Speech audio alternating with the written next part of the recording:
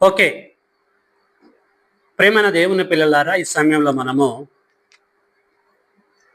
మన గ్రూపులో తెలియజేసుకున్న ప్రకారంగా బైబిల్ అనగా ఏమిటి? బైబిల్‌ని ఎలా చదవాలి? అనేటువంటి పాఠాన్ని తెలుసుకుందాం. గతంలో నేను చెప్పాను. అయినా పర్వాలేదు, కొన్ని క్రొత్త విషయాలు యాడ్ అవుతూ ఉంటాయి. జాగ్రత్తగా మీరు వింటూ ముందుకు సాగాలని కోరుతున్నాను. బైబిల్ అనగా ఏమిటి? బైబిల్‌ని ఎలా చదవాలి? బైబిల్ అనగా ఏమిటి అని మనం ఆలోచిస్తే, బైబిల్ అనేటువంటి పదం బిబ్లాస్ ఆర్ బిబిలియో అనేటువంటి గ్రీకు పదము నుండి వచ్చింది. బిబ్లాస్ ఆర్ బిబిలియో అనేటువంటి గ్రీకు పదము నుండి వచ్చింది. బిబ్లాస్ అనగా గ్రంథము లేక పుస్తకము అని చెప్పేసి అంటారు. బిబ్లాస్ అనేటువంటి ఈ మాట గ్రీక్ వర్డ్. బైబిల్ అనేటువంటి మాట ఇంగ్లీష్ వర్డ్. తెలుగులో దీన్ని పరిశుద్ధ గ్రంథం అంటారు. సో చాలా జాగ్రత్తగా మీరు అర్థం చేసుకోండి. బైబిల్ అనగా ఏమిటంటే ఒక్క మాటలో గ్రంథము లేకపోతే పుస్తకము. పూర్వపరాలన్నీ కూడా మీకు నేను అందించాను. ఓకే, మీకు ఆన్సర్ వచ్చిందని చెప్పేసి నేను నమ్ముతున్నాను. ఇప్పుడు ఈ బైబిల్ని ఎలా చదవాలి, ఎలా చదివితే అర్థమవుతుంది? ఎందుకు ఈ మాట అంటున్నాను అని అంటే, బైబిలు 66 పుస్తకాల లేక గ్రంథాల కలయిక. ఇందులో పాత నిబంధన ఉంది, క్రొత్త నిబంధన ఉంది. పాత నిబంధనలో 39 పుస్తకాలు, క్రొత్త నిబంధనలో 27 పుస్తకాలు, టోటల్ 66 బుక్స్. ఈ బైబిల్ని ఎంతమంది రాశారు ఏమండి? బైబిల్ని ఈ 66 పుస్తకాలని ఎంతమంది రాశారు? 40 మంది రచయితలచే దేవుడు రాయించాడు. 40 మంది రచయితలు రాసినప్పటికీ వారి సొంత జ్ఞానాన్ని ఉపయోగించి వారు రాయలే. పరిశుద్ధాత్ముడు ఈ 40 మందిని ప్రేరేపిస్తే వీరు ప్రేరణ చెంది ఈ యొక్క 66 బుక్స్ రాయటం జరిగింది. ఈ 66 పుస్తకాలు రాయటానికి వారికి పట్టిన కాలం ఎంత అని ఆలోచిస్తే 1600 సంవత్సరముల నుంచి 1800 సంవత్సరాలు పట్టింది. అర్థం చేసుకోండి. 1600 సంవత్సరాల నుండి 1800 సంవత్సరాలు పట్టింది. ఇది కంప్లీట్ కావటానికి, starting from genesis to revolution 40 మందితో దేవుడు దీన్ని కంప్లీట్ చేశాడు. క్రీస్తు శకము 100 లోపులో చివరి పుస్తకమైన ప్రకటన గ్రంథాన్ని దేవుడు కంప్లీట్ చేశాడు, క్లోజ్ చేశాడు, దాని మీద ముద్రేశాడు, అంతే. దేవుని పిల్లలారా, ఇది దేవుని పిల్లలు ఓపెన్ చేసి చదువుతున్నప్పుడు ఎలా అర్థమైద్ది, దీన్ని గ్రహించేది ఎలా మనము అనేది మనం ఆలోచించాలి. ఒక టెక్స్ట్ బుక్ అయితే మనుషుల ద్వారా రాయబడుతుంది. అది ఒక తెలుగు పుస్తకం కావచ్చు, ఒక సైన్స్ కావచ్చు, ఒక సోషల్ కావచ్చు, అది మ్యాథ్సే కానీ ఏదైనా సరే, రసాయన శాస్త్రం కానీ ఏదైనా సరే, మనుషుల ద్వారా కొన్ని పుస్తకాలు రాయబడ్డాయి.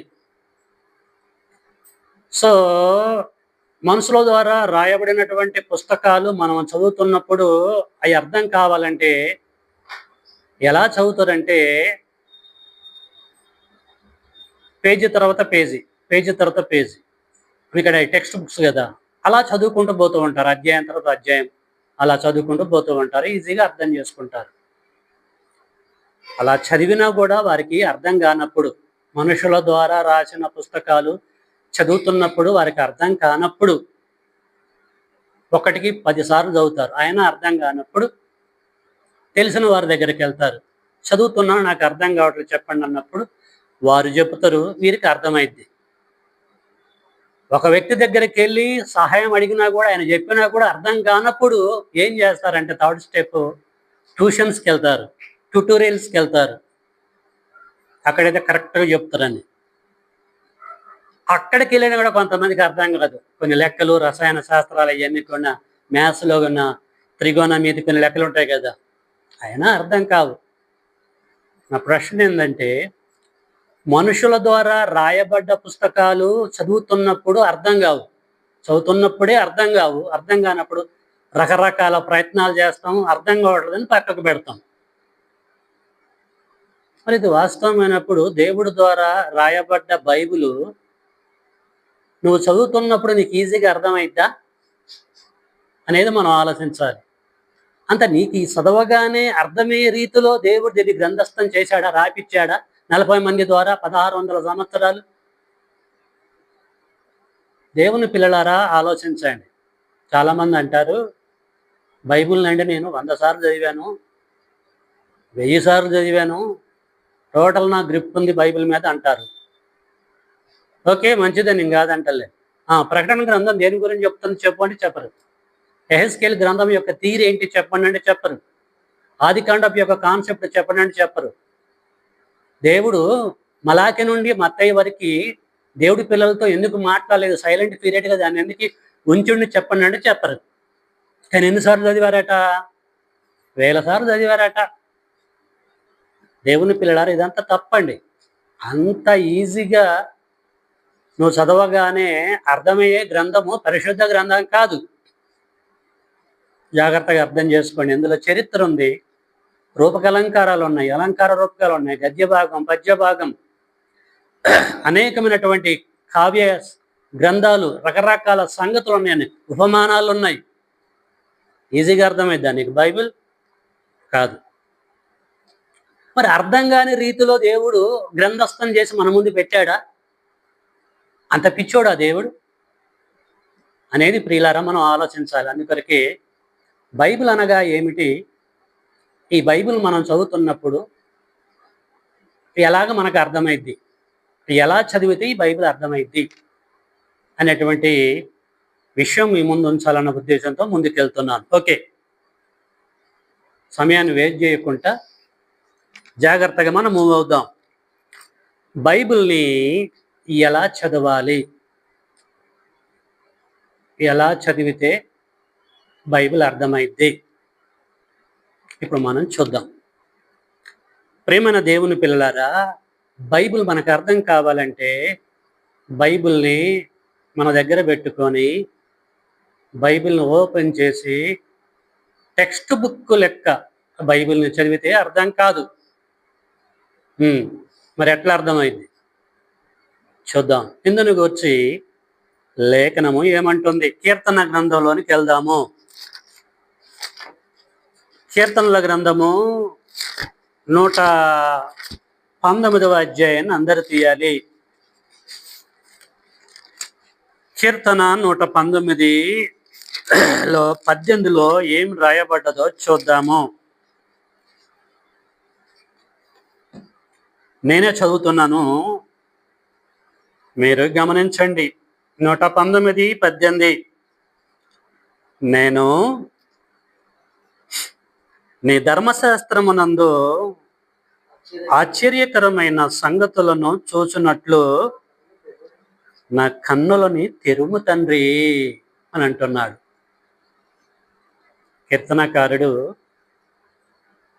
బైబిల్ని ఓపెన్ చేసి పాత నిబంధన గ్రంథం త్వర ఓపెన్ చేసి చదివేటప్పుడు అర్థం కావాలంటే, తండ్రి ఐ నీడ్ యువర్ హెల్ప్ తండ్రి, కోఆపరేషన్ అంటున్నాడు. నీ గ్రంథం నేను చదివేటప్పుడు నాకు అర్థం కావాలంటే ఫస్ట్ నా కళ్ళు తెరువు తండ్రి అని అంటున్నాడు. ప్రార్థనతో నేను చదవబోతున్నాను, ఈజీగా నాకు అర్థం కావాలంటే నా కళ్ళు మీరు తెరవండి తండ్రి అని అంటున్నాడు. ఎవడైనా కళ్ళు మూసుకొని చదువుతాడా?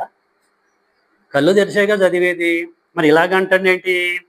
నా కన్నులు తెరువుము తండ్రి, నువ్వు నా కన్నులు తెరవకపోతే 66 పుస్తకాలలో కానీ నువ్వు ఇచ్చినటువంటి త్వరలో సంగతులే కానీ నాకు అర్థం కాదు నాయన. ఫస్ట్ నా కళ్ళు నువ్వు తెరవాలి అని అంటున్నాడు.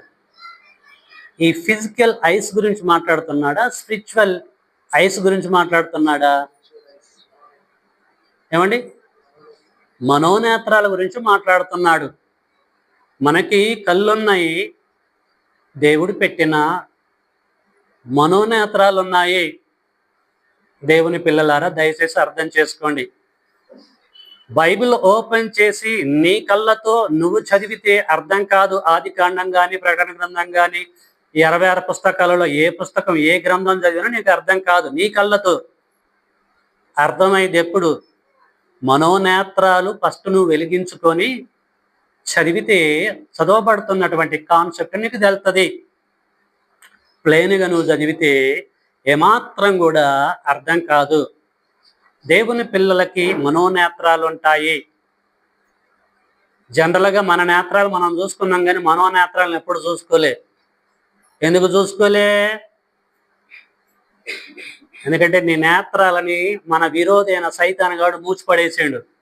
కాన్సెప్ట్ అర్థం కాదని మామూలు నేత్రాలను ఓపెన్ చేసిండు. ఓపెన్ చేసి 1000 సార్లు చదివితే నీకేం అర్థమైంది? అవి క్లోజ్ చేసి మనోనేత్రాలను ఓపెన్ చేయాలి. అందుకొరక ప్రతి సండే అంటున్నా, మీ హృదయాన్ని క్లోజ్ చేయాలి. మీ ఏం చెప్పాను నేను? మీ హృదయాన్ని ఆన్లో పెట్టాలి, మీ సెల్ ఫోన్లని ఆఫ్లో పెట్టాలంట. హృదయాన్ని ఆన్లో పెట్టడం అంటే మనోనేత్రాలను వెలిగించడం దాని అర్థం. కనుక ప్రియులారా, బైబిల్ అర్థం కావాలంటే చదువుతున్నప్పుడు ఫస్ట్ నీకు నేత్రాలున్నా ఒకటే, లేకపోయినా ఒకటే, అవి తెరిచినా ఒకటే, మూసుకున్నా ఒకటే, కానీ లోపట ఉన్న మనోనేత్రాలు మాత్రం వెలిగించాలి. నువ్వు ఓపెన్ చేసి చదవాలి. ఓపెన్ చేయలేకపోతున్నావు ఎందుకంటే నీ విరోధి, నువ్వు ప్రేమించే విరోధి నీ మనోనేత్రాలని వాడు మూసిపడేసిండు. అప్పుడు నీకు చదివితే అర్థం కాదు. ఇదే విషయాన్ని అపోస్తలుడైనటువంటి పౌలు గారు కొరింథీయులకు ఒక పత్రిక రాస్తూ 2 కొరింథీ 4:4లో ఏం చెప్పిండో చూద్దాము. అపోస్తలుడైన పౌలు గారు కొరింథీయులకు రాసిన 2వ పత్రిక 4వ అధ్యాయము 4లో ఏం చెప్పాడో చూద్దాము. దేవుని స్వరూపి అయ్యున్న క్రీస్తు మహిమను కనపరుసు సువార్త ప్రకాశం వారికి ప్రకాశింపకుండా నిమిత్తము ఈ యుగ సంబంధమైన దేవత, అంటే సాతానుగాడు కూడా దేవతగా బైబిల్లో పిలువబడుతున్నాడు. ఫర్ యువర్ ఇన్ఫర్మేషన్, వాడు కూడా దేవుడే. ఈ యుగ సంబంధమైన దేవత అవిశ్వాసులైన వారి మనోనేత్రములకు గుడ్డితనం కలగజేసింది. ఇక నీకు ఏం చదివితే అర్థమైతే? ప్రకటన గ్రంథం, ఎహెజ్కేలు గ్రంథం 66 పుస్తకాలు చదువుతున్న, 100 సార్లు చదువుతున్న, 1000 సార్లు, నీకేం అర్థమైంది? అర్థం కాదు. వాడు ఆల్రెడీ షట్టర్ క్లోజ్ చేసి పడేశాడు. మామూలు నేత్రాలను ఓపెన్ చేసాడు. మామూలు నేత్రాలతో చదువుతున్నాం కనుక కాన్సెప్ట్ అర్థం కావట్లే. ఇది ఉపమానమా, రూపకలంకారమా, అసలు ఏంటి చరిత్ర, లేకపోతే ఇది ఏమన్నా తోర అంటే ధర్మశాస్త్రమా, నీకు తెలియకుండా పోతుంది. మనలో ఉన్న మనోనేత్రాలు వెలిగించబడి ఓపెన్ చేసి చదివినప్పుడే ప్రియమైన దేవుని బిడ్డలారా బైబిల్ మనకి అర్థమవుతుంది. కాబట్టి ప్రతి ఒక్కరూ దీన్ని గ్రహించాలని కోరుతూ ఉంటున్నాను. మామూలు నేత్రాలతో గ్రంథం చదివితే ఎవరికి అర్థం కాదు. ఓకేనా? ఫస్ట్ పాయింట్ మీకు చెప్పా. బైబిలు ఎలా చదవాలి అనే బిట్టులో మొదటి విషయం చెప్పా. ఏంటది? మనోనేత్రాలు వెలిగించబడి ప్రార్థనతో చదివితే ఖచ్చితంగా 66 పుస్తకాల్లో ఉన్న సారము అర్థమైంది. నెంబర్ 2, బైబిల్ చదువుతున్నప్పుడు మనకు అర్థం కావాలంటే ఏం చెయ్యాలి? నెంబర్ 2 ఏం చేయాలంటే యెషయా గ్రంథము 34వ అధ్యాయంలోనికి వెళ్దాము. యెషయా గ్రంథము 34 అందరు తీయాలి.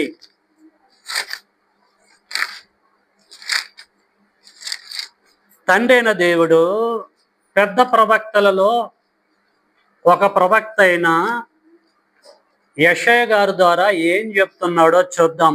యెషయా గ్రంథము 34వ అధ్యాయము 16వ వచనం చదువుతున్నా చూడండి. యెహోవా గ్రంథమును పరిశీలించి చదువుకొనుడి. మామూలు సంగతి కాదు. త్వరగా రావాలి, త్వరగా కూర్చోవాలి. 34:16 అంటున్నాడు. ఎలా చదవాలటండి? 66 పుస్తకాలలో ఉన్న ఇన్ఫర్మేషన్ నువ్వు చదువుతున్నప్పుడు నీకు అర్థం కావాలంటే టెక్స్ట్ బుక్ లెక్క చదవద్దు. రెండో పాయింట్ ఎలా చదవాలి? యెహోవా గ్రంథమును పరిశీలించి చదువుకోవాలి మీరు. టెక్స్ట్ బుక్ లెక్క కాదు, పేజీ తర్వాత పేజీ, అధ్యాయం తర్వాత అధ్యాయంగా అట్లా చదివితే నీకు అర్థం కాదు. టెక్స్ట్ బుక్కే నువ్వు చదువుతుంటే అర్థం కాకుండా ఎక్కడెక్కడికో వెళ్తావు, అర్థం కాదు. మరి యెహోవా గ్రంథాన్ని ఎట్లా పడితే అట్లా నువ్వు చదివితే అర్థమైద్దా? కాదు, పరిశీలించి చదువుకోవాలి. ఏంటది? యెహోవా గ్రంథము. గ్రంథం ఎవరిదాటండి? యెషయాది కాదు, ఇర్మియాది కాదు, మలాకీది కాదు, ఎహెజ్కేలుది కాదు, ఎవడిది కాదు. వీళ్ళంతా కూడా రచయితలు మాత్రమే. గ్రంథకర్త మహోన్నతుడైన దేవుడు పరిశుద్ధాత్ముడు ద్వారా రాయించాడు. కాబట్టి ఇక్కడ యెహోవా గ్రంథం అని మెన్షన్ చేయవలసిన పరిస్థితి ఏర్పడ్డది. నువ్వు ప్రకటన గ్రంథము చదవాలి, గ్రహించాలనుకున్నప్పుడు ఏం చేయాలి? పరిశీలనతో చదువుకోవాలి. ఆదికాండం 1వ అధ్యాయం నీకు అర్థం కావాలంటే పరిశీలించి చదువుకోవాలి. పరిశీలించి చదువుకుంటాం మనం? పైపైన చదువుతామా? పైపైన సంగతులని పైపైన చూస్తే, పైపైన చదివితే అర్థం కాదు మీకు అంటాడు పౌలు గారు రోమీయులకి, కొరింథీయులకు పత్రిక రాస్తూ. పైపైన కాదు, డెప్త్కి వెళ్ళాలి. కాబట్టి ప్రియులారా, ఆది కాండములో ఉన్న సంగతులు, 1వ అధ్యాయంలో ఉన్న సంగతులు చదువుతున్నప్పుడు అర్థం కావాలంటే పరిశీలనతో చదువుకోవాలి. ఫర్ ఎగ్జాంపుల్ మీకు చెప్తాను, పరిశీలనతో చదువుకోవాలంటే ఎలాగుంటుంది అర్థం కావటం కొరకే. ఆదికాండం 1వ అధ్యాయం 1వ వచనంలో ఏముంది? ఆది యందు దేవుడు భూమి ఆకాశములను సృజించను అని ఉంది. ఉందా లేదా? మళ్ళీ చెప్తున్నా, ఆది యందు దేవుడు భూమిని ఆకాశమును సృజించను అని ఉంది. ఓకే, 1వ వచనం. ఏమంటే మనం ఏం చెబుతాం? చదివి ఎక్కడికి వెళ్ళిపోతాము? 2వ లేఖనం దగ్గరికి వెళ్తాం. ఏముంది 2వ లేఖనము? భూమి నిరాకారముగాను శూన్యముగాను ఉండెను అని ఉంది, చదువుకుంటాం. తర్వాత ఎక్కడికి వెళ్తాము? 3వ లేఖనం దగ్గరికి వెళ్తాం. అర్థమవుతుందా? టెక్స్ట్ బుక్ లెక్క చదివే విధానంలో వెళ్తాం మనం. ఇక్కడ ఏమన్నా మనం పరిశీలన చేసుకుంటూ చదివామా? అదే ఒక హేతువాది, ఒక కమ్యూనిస్ట్, ఒక నాస్తికుడు, అడవులలో ఉన్నటువంటి తీవ్రవాదులు బైబిల్ని ఎలా చదువుతారో తెలుసా? వినండి, పరిశీలనతో చదువుతారు. ఎలా? ఆది యందు దేవుడు భూమిని ఆకాశాన్ని సృజించనుంది. ఓకే, బాగానే ఉంది. మా డౌట్ ఏంటంటే వాళ్ళు అనుకుంటారు, దేవుడు భూమిని ఆకాశాన్ని సృజిస్తే ఆకాశానికి భూమికి మధ్యలో ఇంకా భూతాలు ఉన్నాయిగా, 3 భూతాలు, పంచభూతాలు ఉన్నాయిగా. పంచభూతాలు అంటే గాలి, నీరు, అగ్ని, ఆకాశం, భూమి. దేవుడు ఈ 3 భూతాలలో, ఈ 5 భూతాలలో 2 గురించే చెప్పాడు. మరి మిగతా భూతాలను సృజించింది ఎవరు? కాబట్టి ఆ 3 భూతాలకి, ఆ 3 ఎలిమెంట్స్కి దేవుడికి సంబంధం లేదు. కాబట్టి మీ బైబిల్ అసంపూర్ణమైనటువంటి సత్యం. మీకు అర్థమైంది ఆ పాయింట్? ఇక్కడ మనమేమో అడ్జస్ట్ చేసుకుంటూ ముందుకు వెళ్ళిపోతూ ఉంటాం, వాడు వెళ్ళడు, అక్కడ ఆగుతాడు. మరి మిగతా వాటిని తయారు చేసింది ఎవరు? ఈ గ్రహాలని, ఉల్కలని, తోకచుక్కలని, హాండ్రోమేడా నక్షత్ర మండలాన్ని, హైడ్రా సెంటారిస్ అనే అతిపెద్ద నక్షత్ర మండలం, పాలపుంత నక్షత్ర మండలాన్ని క్రియేట్ చేసింది ఎవరు? కంటికి కనిపించే పదార్థం కానీ, కనిపించకుంటున్న డార్క్ మ్యాటర్, చీకటి పదార్థాన్ని కలగజేసింది ఎవరు? మరి బైబిల్లో లేదే. కాబట్టి ఆ దేవుడితో మాకేం పని అని వాళ్ళు బైబిల్ని నమ్మరు. దేవుని పిల్లలారా, మనకి వారికి ఉన్న వ్యత్యాసం అది. అంత ఈజీగా అర్థమైంది అండి నువ్వు చదువుకుంటూ పోతే బైబిల్. పరిశీలనతో చదువుకోవాలి. వాడికున్న సబ్జెక్టు మనకు లేదు, వాడు పరిశీలనతో చదువుతాడు. ఇంకా 1:26 ఏం చెప్పబడ్డది? మన పోలిక చొప్పున, ఆదికాండం 1:26, మన పోలిక చొప్పున మన స్వరూపమందు నరులను చేయుదము అని రాయబడ్డది. ఎన్నిసార్లు చదివారు మీరు అది? కొన్ని వందల సార్లు చదివారు, అవునా? దేవుడు మన పోలిక చొప్పున మన స్వరూపమందు నరులను చేయుదము అంటాడు.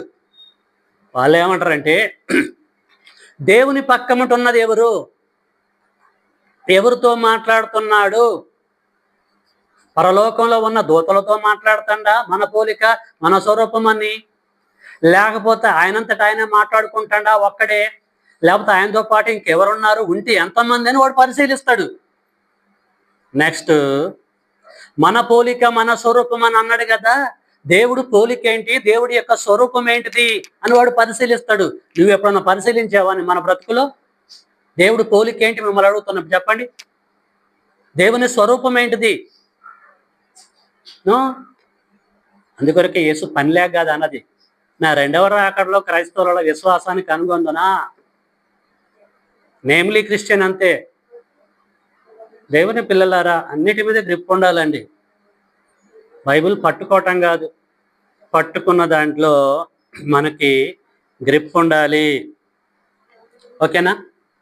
కాబట్టి బైబిల్ చదువుతున్నప్పుడు మనకు అర్థం కావాలంటే పరిశీలనతో మనము చదువుకోవాలి. వాక్యం చెప్పేటోడు కూడా పరిశీలించి ఫస్ట్ వాడు జీర్ణించుకొని ఆ తర్వాత చెప్పాలి. ఇద్దరికి ఉండాల ఈ సెన్స్. అర్థమవుతుందా? పరిశీలన దృక్పథముతో దేవుని గ్రంథమైన బైబిల్ని చదివితే మనకి అర్థమైద్ది.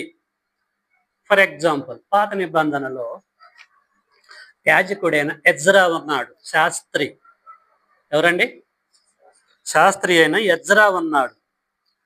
దీన్ని ఆయన మైండ్లో పెట్టుకొని ఏం చేసి ఉండో చూద్దాం. ఎజ్రా గ్రంథాన్ని ఓపెన్ చేయండి. పాత నిబంధనలో 397 పేజీ నంబరు. ఎజ్రా గ్రంథము 7వ అధ్యాయము 397 పేజీ నంబరు. ఎజ్రా గ్రంథము 7వ అధ్యాయము 10 చదువుతున్న చూడండి. తీశారా? తీయలేదా? చదువుతున్న చూడండి.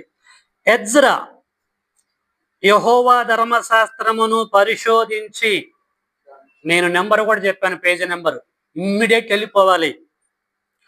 ఎజ్రా యెహోవా ధర్మశాస్త్రమును పరిశోధించి, అంటే యెహోవా తోరా పరిశోధించి దాని చొప్పున నడుచుకొనుటకును, ఇశ్రాయేలీయులకు దాని కట్టడలను విధులను నేర్పుటకును దృఢ నిశ్చయము చేసుకొనేను. For your kind information. ఏం చేసిండండి? విన్నారా? ఇక్కడే ఉన్నారా? ఎక్కడికో పంపించారా మీ మైండ్లు? ఎక్కడికో పంపిస్తే మనంత ఫూలిష్ పర్సన్స్ ఇంకొక లేరని ఓపెన్గా నేను చెప్పగలను. అద్భుతమైనటువంటి విషయం. థియాలజికల్ కాలేజీలలో లెక్చరర్స్ అందించే సబ్జెక్ట్ మీకు అందిస్తున్నా నేను. దేంట్లో మనం తక్కువ కాదు, ఎక్కడా తక్కువ కాదు. ఆ మెటీరియల్ మీకు అందిస్తున్నా నేను. ఎజ్రా అనేటువంటి ఒక వ్యక్తి శాస్త్రి అండి. అమ్మా, ఎజ్రా అనేటువంటి వ్యక్తి శాస్త్రి. ఏం చేశాడు? ధర్మశాస్త్ర ప్రతులు, దేవుని గ్రంథం చేతిలో ఉన్నాయి. ఫస్ట్ ఆయన చదవాలి, అర్థం చేసుకోవాలి, అమ్మ ముందుకొచ్చి కూర్చో తల్లి, don't waste the time. Ezra యెహోవా ధర్మశాస్త్రమును పరిశోధించి దాని చొప్పున నడుచుకొనుటకును ఇశ్రాయేలీయులకు దాని కట్టడలను విధులను నేర్పుటకును దృఢ నిశ్చయము చేసుకున్నాడు. నేను ఒక శాస్త్రిని, నేను ఒక బోధకుడిని, మామూలు వ్యక్తిని కాదు. నేను ఈ గొప్ప వర్క్ దేవుడు నాకు అప్పచెప్పాడు. గ్రంథములో ఉన్న సంగతులు ఇశ్రాయేలీయులకు నేను తెలియజేయాలన్న నమ్మకంతో దేవుడు ఈ గ్రంథాన్ని నాకు అప్పచెప్పితే ఏదో లైట్ గా చదివి ఏదో లైట్ గా అర్థం చేసుకొని చెప్పుకోవటం కాదు, చెప్పటం కాదు. దేవుడు నా తిత్తి తీర్చడానికి గ్రహించాడు. ఏం చేసిండు? ఫస్ట్ నేను పరిశీలనతో చదవాలి, ఫస్ట్ దాన్ని నేను గ్రహించాలి, అప్పుడే దీన్ని నేను డెలివరీ చేయాలి అని నిశ్చయించుకున్నటువంటి వ్యక్తి దైవ సేవకుడైన ఎజ్రా. 7వ అధ్యాయం 6వ వచనం అతని యొక్క బ్రీఫ్ ఇన్ఫర్మేషన్ చెప్తున్నాడు. ఈ ఎజ్రా ఏమండి, ఈ ఎజ్రా ఇశ్రాయేలీల దేవుడైన యెహోవా అనుగ్రహించిన మోషే యొక్క ధర్మశాస్త్రమందు ప్రావీణ్యతన గల శాస్త్రులు. దేవుని గ్రంథాన్ని బోధించేవాడు శాస్త్రి. ఎజ్రా ట్రాక్ లోకి వెళ్ళాలన్నది నా కోరిక, కానీ పోలేకపోతాను. 66 పుస్తకాల మంచి పట్టు సంపాదించాల ఈ చచ్చిపోయే లోపల, అది నా కోరిక. మామూలు వ్యక్తి కాదండి, రూపాయినర సేవకుడు కాదు. మన భాషలో చెప్పాలంటే గట్స్, సబ్జెక్ట్ ఉన్నటువంటి బోధకుడు, శాస్త్రి అండి యొక్క ఎజ్రా. ఏం చేశాడు తెలుసా? ఎజ్రా ఇశ్రాయేలీల దేవుడైన యెహోవా అనుగ్రహించిన మోషే యొక్క ధర్మశాస్త్రమందు ప్రావీణ్యత గల శాస్త్రి, మరియు అతని దేవుడైన యెహోవా హస్తము అతనికి తోడుగా ఉన్నందున అతడు ఏ మనవి దేనికి సంబంధించిన మనవి చేసినను రాజు గో హెడ్ ప్రొసీడ్ అనేటువంటి వాడండి. తిరుగులేదండి ఎజ్రాకి. ఇప్పుడున్న so called preachers, so called evangelist, so called elders and deacons and evangelist ఎవరైనా సరే ఎజ్రా టైప్ ఉండాలి. ఉన్నది ఉన్నట్టుగా బోధించాలి, బైబిల్ మీద గ్రిప్ కలిగి ఉండాలి ప్రియమైన దేవుని పిల్లర. కాబట్టి ఏం చేసిండు? 10 ఎజ్రా యెహోవా ధర్మశాస్త్రమును పరిశోధించి, ఆయన కావలసిన వాళ్ళు ఎవరు తెలుసా? సంఘంలో ఎవడు పడితే వాడు కాదు. ఎజ్రా చెప్పుతంటే పరిశీలించే గ్యాంగ్ కావాలట సంఘ సభ్యులు.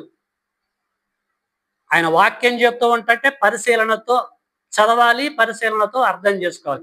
అలాంటి బ్యాచ్ని చూజ్ చేసుకుండాట. ఇప్పుడు సేవకులు ఎలా కూడా తెలుసా? మీకు అర్థమైంది? ఎవడైనా పర్వాలేదు, స్లాఫిక్స్ కావాలంటే పుచ్చిపోయిన కర్రలున్నా పర్వాలేదు, గట్టి కర్రలున్నా పర్వాలేదు అని ఆలోచించుకొని మూవ్ అయ్యేటువంటి సేవకులు ఉన్నారు. నాకు అట్ట ఇష్టం ఉండదు. అదివరకు అప్పుడప్పుడు మధ్యలో నేను కోపడుతూ ఉంటా. నాకు నచ్చదు. ఉంటే కరెక్ట్గా ఉందా, లేకపోతే ట్రాక్ దిగుదాం. ఎందుకు క్రైస్తవ్యంలోకి రావటము, ఎందుకు గ్రంథాన్ని పట్టుకొని మూవ్ కావటము? టైం అంటే టైమే, టైంని ఫాలో కావాలి. అది దేవుడి యొక్క సమయం. స్ట్రిక్ట్ గా దేవుడు ఉంటాడు, ఆయన సంతానమైనటువంటి మనం కూడా స్ట్రిక్ట్ ఉండాలి. ఎందుకంటే ఆత్మ సంబంధమైన ఆయన డిఎన్ఏ మనలో ఉంది కనుక అలాగే మూవ్ కావాలి. యెషయా గ్రంథం 6వ అధ్యాయంలో దేవుడు మాట్లాడుతున్నప్పుడు, దూతలు మాట్లాడుతున్నప్పుడు ఎంత ఫెన్ డ్రాప్ సైలెంట్గా ఉంటారండి. ఆ వేళ మనం ఉండి యెహోవా గ్రంథాన్ని పరిశీలనతో చదువుకోవాలి. అప్పుడు అద్భుతమైనటువంటి పాండిత్యాన్ని మనము సంపాదించుకోగలము ప్రియమైన దేవుని పిల్లలారు. కాబట్టి బైబిల్ చదువుతున్నప్పుడు మనకు అర్థం కావాలంటే పరిశీలనతో చదువుకోవాలి. కాబట్టి బెరయాలో ఉన్న క్రైస్తవులు ఏం చేశారు తెలుసా? ఏం చేశారు? అపోస్తుల కార్యము 17వ అధ్యాయము 10లోకి వెళ్దాం. అపోస్తుల కార్యము 17:10. అపోస్తుల కార్యము 17:10, 10:11. అపోస్తుల కార్యము 17:10-11. వెంటనే సహోదరులు రాత్రి వేళ పౌలును శీలను బెరయాకు పంపించిరి. వారు వచ్చి యూదుల సమాజ మందిరంలో ప్రవేశించిరి. వీరు తెస్సలోనికలో ఉన్న వారి కంటే గనులై ఉండరి గనుక ఆసక్తితో వాక్యమును అంగీకరించి పౌలును ప్లస్ శీలయు చెప్పిన సంగతులు అసలు అలాగా ఉన్నవో లేవో అని ప్రతి దినము మనకు సండేకే దిక్కు లేదు, ప్రతిదినము లేఖనములు పరిశోధించుచు చూసారా అండి? అర్థమవుతుందా మీకు నా ప్రయాసం వ్యర్థమవుతుందా? ప్రియమైన దేవుని బెరయాలో ఉన్న క్రైస్తవులు ఆది సంఘము ఏమండి, పౌలంతటి మహానుభావుడు, శీల అంతటి మహానుభావులు, మొదటి శతాబ్దపు కింగ్స్, దేవుడు పక్షాన వర్క్ చేస్తున్న సూపర్ తీరి తెలిసిన వారు, ధర్మశాస్త్రాన్ని నవిలి మింగి జీర్ణించుకున్న వ్యక్తులు బైబిల్ చేత పట్టుకొని వచ్చి మీ ముందు కూర్చొని ఎలాగ చెప్తున్నానో వాళ్ళు కూడా వచ్చి వాక్యం బోధిస్తుంటే, పౌలు చెబుతుంటే, శీలా చెబుతుంటే ఎన్నటువంటి ఆడియన్స్ అట, చర్చ్ మెంబర్స్ అట అడ్జస్ట్తో వినుకుంటూ ముందుకెళ్ళలే. వాడు పౌలు అయితేంది, వాడు శీల అయితేంది, వారు అనుకున్నారు. తప్పు చెప్పడం రూల్ అని ఉందా? పౌలు చెప్పిన సంగతులు, శీల చెప్పిన సంగతులు అలాగా ఉన్నవా లేవా గ్రంథములు అని ప్రతి దినము లేఖనములను పరిశీలించుకుంటూ వచ్చారు. ఎందుకు? ఎక్కడి నుంచి ఎక్కడికి వచ్చాం? యెహోవా గ్రంథమును పరిశీలనతో చదువుకొనుడని చెప్పాడుగా పరమ తండ్రి. ఆ బిట్టు బ్రెయిన్లో సేవ్ అయిపోయిందండి. ఇప్పుడు జాగ్రత్తగా పరిశీలించుకుంటూ ముందుకెళ్ళాలి. ఏ మాత్రం సింగిల్ రెఫరెన్స్ తేడాగా చెప్పినా పౌలే గాని శీలా గాని రాళ్ళు తీసుకుని కొట్టి చంపటమే. ఇంకొకసారి సమాజ మందిరాలకి పిలవాల్సిన అవసరమే లేదు. కాంప్రమైజులుగాలే వాక్యము దైవ సేవకులు చెప్పుతున్నప్పుడు మొదటి శతాబ్దంలో, ఇప్పుడు సేవకులు చెప్తుంటే ఎలాగుందండి? కాంప్రమైజులు కావట్లేదండి. నడుతుందిలే, అయ్యగారు కరెక్ట్గానే చెప్తారులే, ఇన్ని సంవత్సరాల అనుభవం ఉంది, తప్పు చెప్తాడా? మంచి అయ్యగారు, మా అయ్యగారు సూపర్ అనుభవం ఉంది అయ్యగారికి అనుకోని ఇంటలేదండి. నీకు సూపర్ ఉంది, 30 ఏళ్ళు ఉంది, కరెక్టే, నేను కాదంటలే. 30 years ఇండస్ట్రీయే మన అయ్యగారికి. అసలు అయ్యగారు చెప్పినది ఉందా లేదని మనం పరిశీలిస్తున్నామా? అడ్జస్ట్ చేసుకుంటున్నామా? అడ్జస్ట్లు వద్దు. లేఖనాల దగ్గర ఇంటికి రా, బువ్వ పెడతాం, ఇంటికి రా, టీ పెడతీ తాగిస్తాం, జ్యూస్ ఇస్తాం, కానీ లేఖనాల దగ్గర మాత్రం కథలొద్దు. చాలా స్ట్రిక్ట్గా ఉండాలండి గ్రంథం దగ్గర. కనుక ప్రియమైన దేవుని బిడ్డలారా, బెరయా సంఘములో ఉన్న క్రైస్తవులు పౌలు చెప్పినప్పుడు, శీలా చెప్పినప్పుడు అలాగ ఉన్నవాళ్ళు ఏమని చెప్పేసి లేఖనములు పరిశీలించుకుంటూ ముందుకెళ్ళటాన్ని బట్టి దేవుడు వాళ్ళని ఏమన్నాడు తెలుసా? ఏమన్నాడు? గనులు అన్నాడు. కింద చదువుకుంటూ పోతా ఉంటే గనులాట. సంఘ సభ్యులందరూ కూడా గనులు అంటే ఆర్థికంగా గనులు కాదు, సబ్జెక్టులో గనులు, లేఖనాలలో గనులు. ప్రియమైన దేవుని పిల్లలారా, ఓకే, ఇప్పటి వరకు మనము బైబిల్ అర్థం కావాలంటే 2 విషయాల మీద మన గ్రిప్ ఉండాలని చెప్పాం. ఏంటది? ఒకటి, ప్రార్థనతో మనోనేత్రాలు వెలిగించుకొని బైబిల్ చదివితే అర్థమైద్దని ఒక విషయం చెప్పా. నెంబర్ 2 ఏం చెప్పా? పరిశీలనతో, యెహోవా గ్రంథమును పరిశీలనతో చదివితేనే అర్థమైద్ది తప్ప పైన టెక్స్ట్ బుక్ లెక్క చదివితే అర్థం కాదని చెప్పా. ఓకే, లాస్ట్ అండ్ ఫైనల్, ఎలా చదివితే అర్థమైద్ది? గ్రహింపుతో చదవాలి. ఎట్లా అండి? గ్రహింపుతో చదవాలి. గ్రహింపు అంటే అర్థం చేసుకుంటూ, చదువుతూ అర్థం చేసుకోవాలి, చదువుతూ అర్థం చేసుకోవాలి. గ్రహింపుతో 66 పుస్తకాలు చదివితేనే నీకు అర్థమైద్ది. గ్రహింపు సెన్స్ అనేది బ్రెయిన్లో పెట్టకుండా, సేవ్ చేసుకోకుండా ఎన్నిసార్లు నువ్వు చదువు, అస్సలు నీకు అర్థం కాదు. ఓకేనా? ఇక్కడే ఉన్నారా? ఎక్కడికైనా వెళ్ళారా? ఇక్కడే ఉండండి, క్లోజ్ చేస్తా విత్ ఇన్ 10 minutes. గ్రహింపుతో చదవాలి. గ్రహింపుతో చదవాలనే కాన్సెప్ట్ గ్రంథంలో ఎక్కడన్నా ఉందా? ఉంది. లేకపోతే జాన్సన్ చెప్పడు. ఎక్కడుంది? మనం ఆలోచిస్తే ఇథియోపియా దేశమునకు ఆర్థిక శాఖ మంత్రి ఉన్నాడు. పేరేం పేరు? పేరు లేదు, నపుంసకుడు. ఐథియోపియా దేశమునకు రాణి ఉంది, కందకి రాణి కింద ఫినాన్షియల్ మినిస్టర్, ఆర్థిక శాఖ మంత్రి పేరు నపుంసకుడు. భారతదేశానికి కూడా ఆర్థిక శాఖ మంత్రి ఉన్నాడు. పేరు అని చెప్పగలరా? ఏమండి? ఓకే. అలాగా ఇథియోపియా దేశమునకు కూడా రాణి ఉంది. రాణి కింద ఆ మంత్రి వర్గంలో ఈ ఆర్థిక శాఖ మంత్రి నపుంసకుడు కూడా ఉన్నాడు. ఓకే, ఆయన గురించి చెప్తున్నానండి. తండ్రి అయిన దేవుణ్ణి ఆరాధించుట కొరకు ఇథియోపియా దేశము నుంచి బయలుదేరి రథం మీద కూర్చొని అరణ్య మార్గం గుండా బయలుదేరుతూ వస్తున్నాడు. ఆర్థిక శాఖ మంత్రి అరణ్య మార్గం గుండా వస్తున్నాడు, రథం మీద కూర్చున్నాడు. ముందు సెక్యూరిటీ గార్డ్స్, వెనక సెక్యూరిటీ గార్డ్స్. టైం వేస్ట్ కాకుండా బైబిల్ని ఓపెన్ చేసి చదువుకుంటూ వస్తున్నాడు. ఇథియోపియా దేశం దాటిండు, ఫిలిస్తియా దేశాన్ని కూడా క్రాస్ చేసిండు, యూదా దేశానికి వచ్చిండు. యూదా దేశంలో ఉన్న యెరూషలేము పట్టణంలో ఉన్న దేవుణ్ణి ఆరాధించాడు. ఆరాధిస్తూ ఉన్నాడు ప్రతి శనివారం. వాళ్ళకు ప్రవేశం లేదులేండి, నపుంసకులకు అది వేరే కాన్సెప్ట్. ఆయనకున్న విశ్వాసం గురించి చెప్తున్నా. దేవుణ్ణి ఆరాధించి మళ్ళీ రథం మీద కూర్చొని యెరూషలేము సిటీ దాటి యూదయ దేశాన్ని క్రాస్ చేసి, ఏమండి, ఫిలిస్తియా దేశంలోనికి ఎంటర్ అయిపోయి ఫిలిస్తియా దేశాన్ని కూడా క్రాస్ చేసి ఎక్కడికి వెళ్ళిపోయాడు? ఏ దేశం వాళ్ళది? ఇథియోపియా దేశంలోనికి ఎంటర్ అయిపోతుంది. ఇది సిచ్యువేషన్ అన్నమాట ప్రతి శనివారం. అలాగా ప్రియులారా, తండ్రి అయిన దేవుణ్ణి ఆరాధించి రథం మీద కూర్చొని బైబిల్ చదువుకుంటూ వెళ్తూ ఉంటున్నాడు ఇథియోపియా దేశానికి. దేవుడు ఒక సేవకుని పిలిచి, అరే, క్యాండిడేట్కి మంచిగా ఆసక్తినే ఉన్నది కానీ కరెక్ట్ వేలో లేడురా వాడు, చదువుతున్నాడు కానీ అర్థం కావట్లేదు, గ్రహించలేకపోతున్నాడు. చదవబడుతున్నటువంటి భాగము నపుంసకుడికి అర్థం కావట్లేదు కనుక నువ్వు వెళ్ళి నా పక్షాన చదవబడుతున్నటువంటి భాగాన్ని ఎక్స్ప్లెయిన్ చేయి, క్యాండిడేట్కి ఈజీగా అర్థం చేసుకుంటాడు.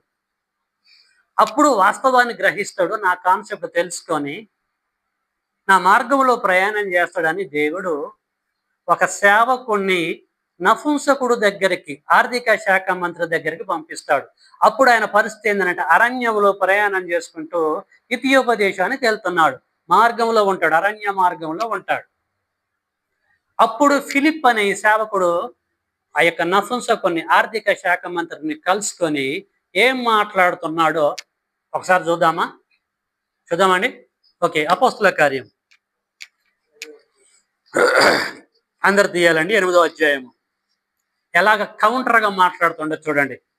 అపోస్తుల కార్యము 8వ అధ్యాయము 28 కానుంచి నేను చదువుతున్నా చూడండి.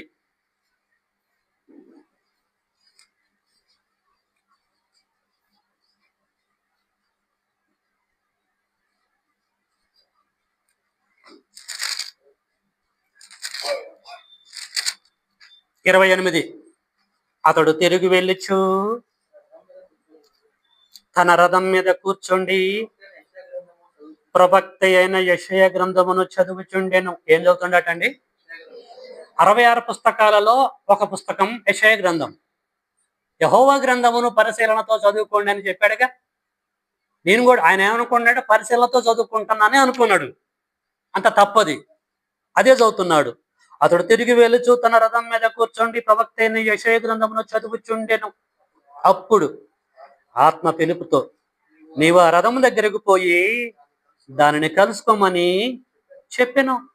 ఫిలిప్పు రథం దగ్గరికి పరిగెత్తుకొని పోయి అతడు ప్రవక్త అయినటువంటి యెషయా గ్రంథము చదువుచుండగా కంటిన్యూషన్ లో ఉన్నాడు.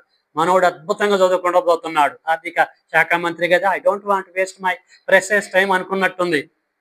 చదివేదంతా కరెక్ట్ గా అనుకుంటాడు మన క్యాండిడేట్. అందుకొరకే ఎవడి మార్గం వానికి యథార్థంగానే కనపడుతుంది. తుదకది మరణమునకు చేరిన జ్ఞాని అయిన సొలొమోను సామెతల గ్రంథంలో చెప్పిండు. అదే ట్రాక్ లో ఉన్నాడు ఇప్పుడు. 30 ఫిలిప్పు దగ్గరకు పరిగెత్తుకొని పోయి అతడు ప్రవక్త అయిన యెషయా గ్రంథము చదువుచుండగా విని నీవు చదువుచున్నది గ్రహించుచున్నావా అని అడగగా, చాలండి. ఏమంటాడండి? నీవు చదువుచున్నది గ్రహించుచున్నావా అని ఆయనను అడగగా, ఎవరిని అడుగుతున్నారండి? ఫిలిప్ ఎవడు? రూపాయి నరసేవకుడు. మన భాషలో చెప్పాలంటే బట్టలు ఉన్నాయో లేవో మనకు తెలియదు. సినిగిన సొక్కో సేవకుల పరిస్థితి అంతే కదండి. ఆర్థికంగా ఉండదు. కాళ్ళకి చెప్పులు ఉన్నాయో లేవో మనకు తెలియదు. సంఖకు ఒక సంచి ఉంటుంది. సంచిలో ఒక బైబుల్ ఉంటుంది. దువ్వుకోలేదో ఎలాగుండో మనకు తెలియదు. కానీ వెళ్ళి ఎవరితో మాట్లాడుతున్నాడు, ఏం మాట్లాడుతున్నాడు? పబ్లిక్ గా ముందు సెక్యూరిటీ, వెనక సెక్యూరిటీ గన్స్ పట్టుకొని ఉన్నారు. ఒక ఆర్థిక శాఖ మంత్రిని పట్టుకొని నువ్వు చదువుతున్నది గ్రహిస్తున్నావా అని అన్నాడంటే మన భాషలో చెప్పాలంటే అంత ఇజ్జతిగా సావాలండి. తుమ్మల నాగేశ్వరరావు గారు మన బ్రదర్కి వచ్చిండు అనుకోండి, ఒక సీఎం మన దగ్గరికి వచ్చిండు అనుకోండి, నువ్వు చెప్పేదంతా నీకు అర్థమవుతుందా అని ఒకడు ఆర్డినరీ పర్సన్ అన్నాడు అనుకో బజార్లోడు, షబాస్ అని దండేస్తాడు. వానికి ఏం చేస్తారండి? ఏం చేస్తారు? ఫస్ట్ ఆయన పక్క ఉంటున్న సెక్యూరిటీ, అరే ఎవడరా వీన్ని పట్టుకొని వేసేయండిరా అంటారు. అవునా కాదా? ఒక ఎమ్మెల్యేకి ఎంపీకే ఎంత ఉంటే అధ్యక్ష, ఒక ఆర్థిక శాఖ మంత్రిని పట్టుకొని ఒక ఆర్డినరీ ప్రీచర్, ఇవాంజలిస్ట్, నువ్వు చదువుచున్నది గ్రహిస్తున్నావా? నువ్వు చదివేది బైబిలే, నువ్వు చదివేది యెషయా గ్రంథమే. అయితే నా ప్రశ్న ఏంటంటే, అసలు నువ్వు చదివేది గ్రహిస్తున్నావా అని అన్నాడంటే కౌంటరా కాదండి? మనమైతే ఏమంటామండి? ఎవరు అంత పిచ్చోళ్ళకి కనపడుతున్నారు? మీకు నాకు తెలవదారా సబ్జెక్టు?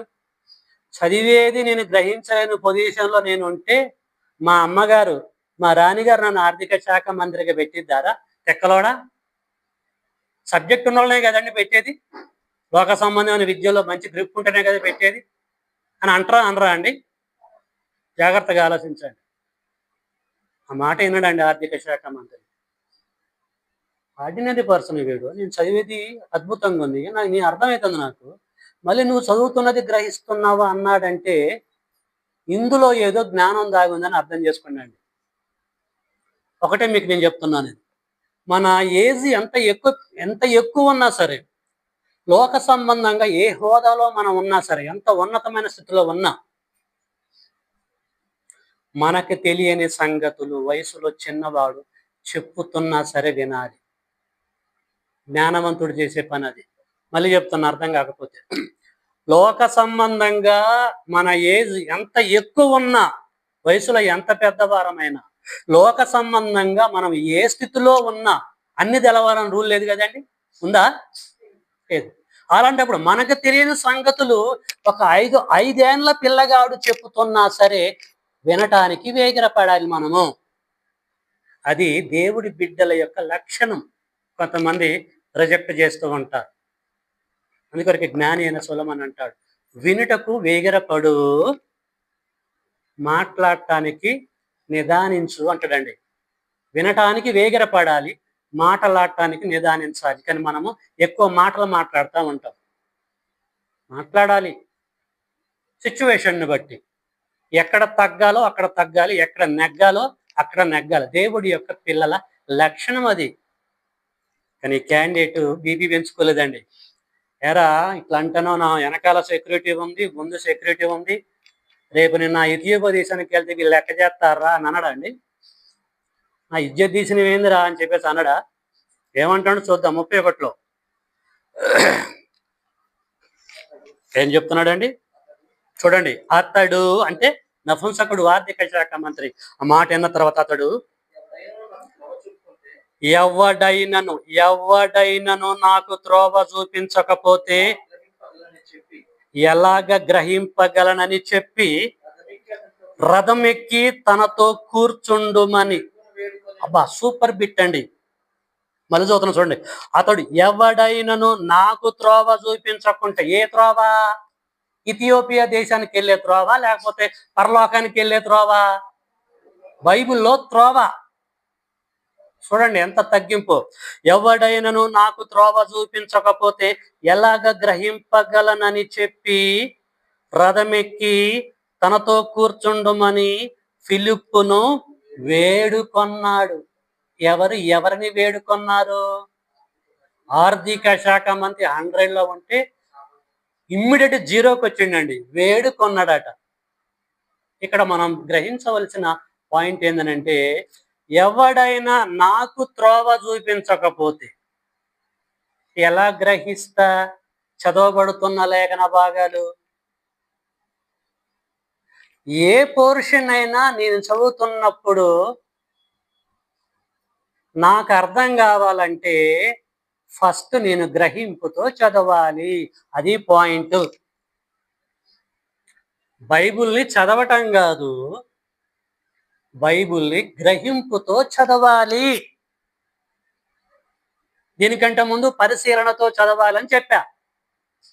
దానికంటే ముందు ప్రార్థనతో చదవాలని చెప్పా. ఇక్కడ అంటున్నాడు, ఎవడైనా నాకు త్రోవ చూపించకపోతే ఎలాగ గ్రహిస్తా? అది యెషయా గ్రంథం కావచ్చు, ఇర్మీయా గ్రంథం కావచ్చు, ప్రకటన గ్రంథం కావచ్చు, టోటల్ 66 పుస్తకాలు ఏదైనా సరే మనం చదువుతున్నప్పుడు మనకు అర్థం కావాలంటే దేవుని పిల్లలారా గ్రహింపుతో చదవాలి. చదువుతున్నాడు ఇతను, కానీ గ్రహించుకోలేకపోతున్నాడు. ఈయన గ్రహించుకోవాలంటే ఒక మాట చెప్పాడు, ఒక బిట్టు ఉపయోగించాడు. ఎవడైనా ఒకడు నాకు త్రోవ చూపించాలి. ఫస్ట్ వాడు గ్రహించాలి, నాకు చెప్పాలి, అప్పుడు నేను గ్రహిస్తా. అసలు వాడికే దిక్కు లేకపోతే, వాడే గ్రహించలేకపోతే నేను ఎలాగా గ్రహించే విధంగా చెప్పగలడు, త్రోవ చూపించగలడు? కాబట్టి ఎవడైనా ఒకడు నాకు త్రోవ చూపిస్తేనే, అంటే బోధకుడు నాకు త్రోవ చూపిస్తేనే బైబిల్లో నేను గ్రహిస్తా తప్ప ఇష్టానుసారంగా చదివితే నేను గ్రహించలేనని దీని కన్క్లూషన్, ప్రియమైన దేవుని పిల్లలారా. కాబట్టి బైబిల్ మీరు సింపుల్గా చదివితే మీకు అర్థం కాదు, మీరు గ్రహించుకోలేరు. మీరు గ్రహించుకునే విధంగా బోధించే బోధకుడు ఉండాలి. అర్థమైందా పాయింట్? మీరు చదువుతున్నప్పుడు మీరు గ్రహించుకోవాలంటే, అర్థం చేసుకోవాలంటే మీరు గ్రహించుకునే విధంగా బోధించే, లేదు నడిపించే ఒక అద్భుతమైన బోధకుడు ఉండాలి. ఆ బోధకుడు లేకపోతే ఎన్నిసార్లు మీరు బైబిల్ చదివినా గ్రహించలేరు. మళ్ళీ మనం శాస్త్ర దగ్గరికి వెళ్దాం. నెహెమ్యా గ్రంథము 8వ అధ్యాయంలోకి వెళ్దాము. ఈ బిట్టుని, నపుంసకుడు చెప్పిన ఈ బిట్టుని బ్రెయిన్ లో పెట్టుకొని ఒక్కసారి నెహెమ్యా గ్రంథంలోనికి వెళ్దాం. ఎజ్రా గ్రంథము ప్రక్కమటే ఉంటుంది, పేజీ నెంబరు 413, 8వ అధ్యాయము. నెహెమ్యా గ్రంథము 8వ అధ్యాయము అందరు తీయాలండి. ఇక్కడ నెహెమ్యా ఏం చెప్తున్నాడో చూద్దాం ఎజ్రా గురించి. 8, 2, 3, 8 నేను చదువుతున్నా, జాగ్రత్తగా వినండి. నేను ముగించే సమయము నాకు ఆసన్నమైంది, ముగిస్తాను, జాగ్రత్తగా చూడండి. నెహెమ్యా గ్రంథము 8వ అధ్యాయము 2వ వచనము. 8:2. యాజకుడైన ఎజ్రా 7వ మాసమున మొదటి దినమున, యాజకుడైన ఎజ్రా 7వ మాసము మొదటి నెల మొదటి దినమున చదవబడు దాన్ని, బాగినాలండి.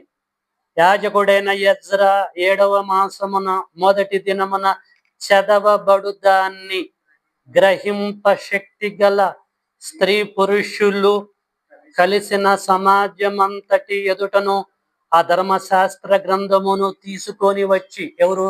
సేవకుడు తీసుకొని వచ్చి 3, నీటి గుమ్మము ఎదుటనున్న మైదానములో ఉదయము మొదలుకొని మధ్యాహ్నము వరకు నిలుసుచున్న ఆ స్త్రీ పురుషులకును తెలివితో వినగల వారందరికీ చదివి వినిపించుచు వచ్చెను.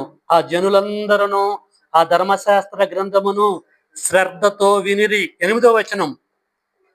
ఇటువలనే అలాగే వారు దేవుని గ్రంథమును స్పష్టముగా చదివి, దేవుని గ్రంథమును సేవకుడైన ఎజ్రా మిగతా కోవర్కర్స్ స్పష్టముగా చదివి వినిపించి, వినిపించి జనులు బాగుగా గ్రహించున్నట్లు, అండర్లైన్ చేసుకోండి. ఇటువలనే వారు దేవుని గ్రంథమును స్పష్టముగా చదివి వినిపించి జనులు బాగుగా గ్రహించున్నట్లు దానికి అర్థం చెప్పిరి. అదండి సేవకుడు చేసే పని. జనులు బాగుగా గ్రహించేటట్లు బోధించాలి. స్పష్టముగా చదవాలి బైబిల్ని. నేను ఏదైనా రెఫరెన్స్ చేసి నాకు చెప్పినప్పుడు కట్ చేసి ముక్కలు ముక్కలు చేసి చదువుతూ ఉంటారు కొంతమంది. తప్పు. కామ ఉంటే కామ, ఫుల్ స్టాప్ ఉంటే ఫుల్ స్టాప్. వాక్యానికి అందం చేకూరేటట్టు చదవాలండి. అప్పుడు అద్భుతంగా ఉంటది. అట కాదు చదివేది. ఏం చేశాడు ఇక్కడ 8 ఇటువలనే వారు సేవకులు దేవుని గ్రంథమును స్పష్టముగా చదివి వినిపించి జనులు బాగుగా గ్రహించునట్లు. అందుకొరకు నేను చాలా ఓపికగా తల్లి తండ్రి పిల్లలకి అరటి తొక్క తీసి నోట్లు ఎలా కుక్కుతారో తినిపిస్తారో అట్ట చెప్తానండి నేను. చాలా మంది ఏమంటారంటే ఏంది అయ్యగారు చాలా స్లోగా చెప్తాడు, మరి ఎందులో ఇంత జ్ఞానం ఉందన్న సంగతి వాళ్ళకేం తెలుసు. చెప్పుకుండా పోతా ఉంటారు, గంట కొన్ని వేల కిలోమీటర్ల స్పీడ్ తోటి పోతారు. What is the use? 4 మాటలు చెప్పు, అర్థం కావాలి, హృదయంలో ఇంజెక్ట్ చేయబడాలి. ప్రియమైన దేవుని పిల్లలారా, కాబట్టి సేవకులు, మనం ఎంచుకునే సేవకులు, మన బోధకులు 30 ఇయర్స్ ఇండస్ట్రీ అని మనం చెప్పుకునే మన సేవకులు స్పష్టంగా వాళ్ళు చదవాలి. ఫస్ట్ వాళ్ళు మింగాలి, దాన్ని జీర్ణించుకోవాలి. అప్పుడు జనులు గ్రహించే విధంగా చెప్పాలి. టీచర్ యొక్క ఉద్దేశం అదండి. వాడికి అర్థం కాదు, ఏదో చెప్తాడు, మర్చిపోతాడు, మారేడికాయ అని చెప్తాడు. అందుకని స్పెషలిస్ట్ను సెలెక్ట్ చేసుకోవాలి జబ్బు పోవాలంటే. ఆర్ఎంపీ కూడా డాక్టరే. అలా అని మన జబ్బు పోగొడతాడా అండి? ఒకదానికి 10 యాడ్ చేస్తాడు వాడు. రీలర్ ఇక్కడ యాజకుడి నిద్ర అద్భుతమైనటువంటి కాన్సెప్ట్ చేశాడు. ఇటువలన వారు దేవుడి గ్రంథమును స్పష్టముగా చదివి వినిపించి జనులు బాగుగా గ్రహించినట్లు దానికి అర్థం చెప్పారు. తర్వాత చెప్తలే, సేవకులను అడగొద్దులే అని చెప్పి ఏమండి పోస్ట్ పోన్ చేయకూడదు, అర్థం చెప్పాలి. కాబట్టి బైబిల్ మనం చదువుతున్నప్పుడు మనకు అర్థం కావాలంటే గ్రహింపుతో చదవాలి, గ్రహించుకునే విధంగా బోధకుడు బోధించాలి. Right, coming to the point. నపుంసకుడి దగ్గర ఏం జరిగింది? అపోస్తుల కార్యములోకి వెళ్దాం. ఫిలిప్పు ఏం చేశాడు? అపోస్తుల కార్యం 8వ అధ్యాయము లాస్ట్ బిట్ చూసుకొని ముగించుకుందాం. 8:31 అతడు ఎవడైనను నాకు త్రోవ చూపించకుంటే నేను ఎలాగ గ్రహించగలనని చెప్పి రథం ఎక్కి తనతో కూర్చుండమని ఫిలిప్పును వేడుకొన్నాడు. సేవకుణ్ణి ఎప్పుడైనా సరే వేడుకోవాలి. ఏదైనా ప్రశ్న అడిగేటప్పుడు కానీ, ఏదైనా డౌట్ ఉంటే క్లియర్ చేసుకోవడం కానీ, చెప్పవా అని మెడమే కూర్చోవద్దు, వేడుకోవాలి. ఈజీగా చెప్పి దాని విలువ తెలవదండి. మనోళ్ళు ఫ్రీగా వస్తుందని ఫినాయిల్ కూడా తీసుకుంటారు. అర్థమవుతుందా? ఊరికే చెప్పకూడదు. నీ సంపాదనంతా ఇచ్చి జ్ఞానమును సంపాదించుకో. ఈజీగా వచ్చిందనుకో దాని విలువ నీకు తెలియదు. కాబట్టి సేవకులను ఏదైనా అడగాలన్నా, ఏదైనా నేర్చుకోవాలన్నా రిక్వెస్ట్ మీద ఆధారపడి ఉంటుంది. యేసుక్రీస్తు వారిని అడగగానే యేసు ఇమ్మీడియట్లీ ఏది చెప్పలేదండి. ఒకసారి మీరు సువార్తల్లోకి వెళ్ళండి, నిమ్మలంగా సిచ్యువేషన్ బట్టి చెప్పుకుంటూ ముందుకెళ్ళాడు. ఇక్కడ ఫిలిప్ ఏం చేసి ఉండో చూద్దాం. 31 అతడు ఎవడైనాను నాకు త్రోవ చూపించకుంటే ఎలాగా గ్రహించగలని చెప్పి రథం ఎక్కి తనతో కూర్చుండమని ఫిలిప్పుని వేడుకొనెను. అతడు లేఖనమందు చదువుచున్న భాగం ఏదనగా, నపుంసకుడా జాగ్రత్తగా విను, ఆయన గొర్రె వెల వదకు తేబడను, బొచ్చు కత్తిరించువాని ఎదుట గొర్రె పిల్ల ఎలాగ మౌనముగా ఉండెను అలాగే ఆయన నోరు తెరవకుండెను. ఆయన దీనత్వమును బట్టి ఆయనకు న్యాయ విమర్శ దొరకకపోయెను. ఆయన సంతానమును ఎవరు వివరింతురు? ఆయన జీవము భూమి మీద నుండి తీసివేయబడినది. అప్పుడు చెప్పిన తర్వాత అప్పుడు డౌట్ వచ్చేసింది నపుంసకుడికి. నపుంసకుడు అంటాడు, ప్రవక్త అసలు ఎవరిని గురించి ఇలాగ చెప్పుచున్నాడు? తనను గూర్చియా వేరొకని గూర్చియా? దయచేసి, ఇక్కడ కూడా మళ్ళీ కైండ్ వర్డ్స్ ఉపయోగిస్తున్నాడు, రిక్వెస్టే. దయచేసి నాకు తెలుపుమని ఫిలిప్పుని అడిగను. అందుకు ఫిలిప్పు నోరు తెరిచి ఆ లేఖనమును అనుసరించి అతనికి యేసును గూర్చిన సువార్త ప్రకటించెను. మరి నాయన నువ్వేం చదువుతున్నావు తెలుసా? యెషయా గ్రంథంలో యేసుకు సంబంధించిన కాన్సెప్ట్ చదువుతున్నావురా వందల సార్లు. అసలు యేసు ఎవరు? ఎందుకొచ్చాడు? ఆ గొర్రె పిల్ల ఏంది? ఒటగదేయబడటం ఏంది? ఆయన చచ్చిపోవటం ఏంది? చదువుతున్నావు గాని నీకు అర్థం కావట్లే. తండ్రి అయిన దేవుడు యేసును పంపించాడు. యేసు వచ్చాడు, చనిపోయాడు. యేసు పుట్టటానికి ముందే యేసు పుడతాడనే మహోన్నతుడైన దేవుడు అనేక మంది ప్రవక్తల ద్వారా ప్రవచించిండ్రా. వందల సార్లు చదువుతున్నా కూడా నువ్వు గ్రహించలేదు అని చెప్పేసి యేసుకు సంబంధించిన అద్భుతమైనటువంటి గాస్పుల్ నపుంసకుడికి చెప్పడం జరిగింది. ఇది విషయం. నపుంసకుడు జాగ్రత్తగా విన్నాడు, మనోనేత్ర వెలిగించుకున్నాడు, జాగ్రత్తగా విన్నాడు, గ్రహిస్తాడు. అప్పుడు ఏం జరిగింది? 36 వారు త్రోవలో వెళ్ళుచుండగా నీళ్లున్న ఒక చోటికి వచ్చినప్పుడు నపుంసకుడు ఇదిగో నీళ్లు, నాకు బాప్తిసమిచ్చుటకు ఆటంకమేమని అడిగి రథం నిలుపుమని ఆజ్ఞాపించెను. ఫిలిప్పు నీవు పూర్ణ హృదయంతో విశ్వసించిన యెడల పొందవచ్చునని చెప్పెను. అతడు యేసుక్రీస్తు దేవుని కుమారుడు అన్నాడా? దేవుడు అన్నాడా? నపుంసకుడు యేసుని దేవుడిగా అంగీకరించిండా? విశ్వసించిండా? దేవుడి కుమారుడని విశ్వసించిండా? జాగ్రత్తగా మీరు ఈ బిడ్డను అర్థం చేసుకోవాలి. 37 ఫిలిప్పు నీవు పూర్ణ హృదయంతో విశ్వసించిన యెడల పొందవచ్చునని చెప్పుచు అతడు యేసుక్రీస్తు దేవుని కుమారుడని విశ్వసించునని ఉత్తరం ఇచ్చెను. ఫిలిప్పు నపుంసకుడు ఇద్దరును నీళ్లలోనికి దిగిరి. అంతటా ఫిలిప్పు అతనికి బాప్తిసం ఇచ్చెను. వారు నీళ్లలో నుండి వెడలి వచ్చినప్పుడు ప్రభువు ఆత్మ ఫిలిప్పుని కొనిపోయెను. నపుంసకుడు సంతోషించుచు తన త్రోవను వెళ్ళెను. అంటే ఇథియోపియా దేశానికి వెళ్ళెను. అతడు అంటే నపుంసకుడు ఫిలిప్పును మరి ఎన్నడూను చూడలేదు. అయితే ఫిలిప్పు ఆ జ్యోతిలో కనపడెను. అక్కడ నుండి కైసరేకు వచ్చు వరకు అతడు పట్టణములన్నింటిలో సంచరించు సువార్త ప్రకటించుచు వచ్చెను. అదే ఏం గ్రహించా? ఏమర్థమైందండి మీకు? దేవుని పిల్లలారా, బైబిల్ చదువుతున్నప్పుడు అర్థం కావాలంటే టెక్స్ట్ బుక్ లెక్క చదివితే అర్థం కాదు, గ్రహింపుతో చదవాలి. ఓకే, నేను గ్రహింపుతో చదువుతాను అని మీరు స్టార్ట్ చేశారనుకో, కొంతవరకు అర్థమైంది, గ్రహించగలరు. అంతా అర్థం కాదు, గ్రహించలేదు. అప్పుడు ఏం చేయాలి? గ్రహించుకునే విధంగా బోధించే సేవకుడు ఎక్కడున్నాడు అని భూతద్దం పెట్టి కాగడ బట్టి ఎతకాలి. వాన్ని చూజ్ చేసుకోవాలి. వాని ద్వారా ఆ ఇన్ఫర్మేషన్ తెలుసుకొని గ్రహించాలి. అప్పుడు బైబిల్లో రాయబడ్డ సంగతులన్నీ కూడా తేట తెల్లం అవుతాయి. ఈ కాన్సెప్ట్, ఈ ట్రాక్ హేతువాదులకి, నాస్తికులకి, బయట ఉన్న తీవ్రవాదులకు అర్థం కాక బైబిల్ ఇది అసంపూర్ణమైనటువంటి సత్యము, ఇది విదేశ గ్రంథము, ఎంత చదివినా అర్థం కావట్లేదు అని పక్కకు పెడుతున్నారు. కాబట్టి ప్రియమైన దేవుని బిడ్డలారా, బైబిల్ మనకు అర్థం కావాలంటే బైబిల్లో దేవుడు ఏర్పాటు చేసిన మార్గం ఇది. ఈ మార్గం గుండా వెళ్ళి మనం బైబిల్ చదివితేనే మనకి అర్థమైద్ది. ఓకే, ఇప్పటివరకు మనము ఈ క్లాస్లో ఏం తెలుసుకున్నాం? బైబిల్ అనగా ఏమిటి తెలుసుకుందాం. ఈ బైబిల్ని మనం చదువుతున్నప్పుడు అర్థం కావాలంటే ఏం చేయాలి అన్న 3 సంగతులు మనం తెలుసుకున్నాం. ఒకటేంటి? ప్రార్థనతో మనోనేత్రాలు వెలిగింపబడి చదివితే అర్థమైంది అని తెలుసుకున్నాం.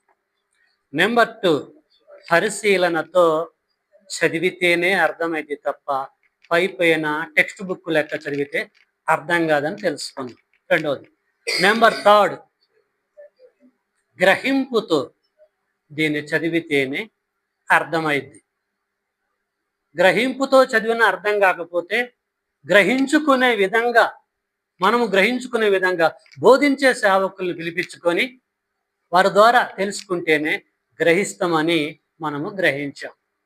ఈ వే కాకుండా మరొక వేలో ఈ బైబిల్ని 1000 సార్లు చదివినా, 100 సార్లు చదివినా, కోట్ల సార్లు చదివినా ఈ బైబిల్ అర్థం కాదు. ఓకేనండి? కాబట్టి ఈ వేలో ఈ రీతిగా బైబిల్ని చదువుకుంటూ అద్భుతమైనటువంటి సారాన్ని గ్రహించుకుంటూ ముందుకెళ్దాం. బైబిల్లో రాయబడ్డ ప్రతి లేఖనం తేనె కంటెను, జుంటి తేనె దారల కంటెను మధురమైనది. ఇది మధురమైనది, ఇది మధురమైనదని ఎవడికి తెలుస్తుంది? ఇది అనుభవించిన వాడికి, టేస్ట్ గ్రహించిన వాడికి తెలుస్తుంది తప్ప బయటి వాడికి తెలియదు. తేనె చాలా మధురంగా ఉంటుందని అంటాం. ఎట్లా తెలిసింది మనకి? దాన్ని తింటే టేస్ట్ తెలిస్తే మనకి తెలుసు. టేస్ట్ చేయకపోతే తెలవదు కదండి. అలాగే బైబిల్ యొక్క ఉద్దేశం కూడా అదేనండి. దీన్ని అనుభవించిన వాడికి తెలుస్తుంది ప్రియులారా. కాబట్టి బహుజాగ్రత్తగా మీరు వేలో వెళ్ళి బైబిల్ని చదివి గ్రహించి దేవుడి యొక్క గొప్పతనాన్ని తెలుసుకొని దేవుణ్ణి మహిమపరిచి మీ మృత్యు తర్వాత దేవుడు ఉన్నటువంటి లోకాన్ని స్వతంత్రించుకోవాలని హృదయపూర్వకంగా కోరుకుంటూ ముగిస్తున్నాను. Thank you for your attention. May God bless you all. మీ అందరికీ వందనములు.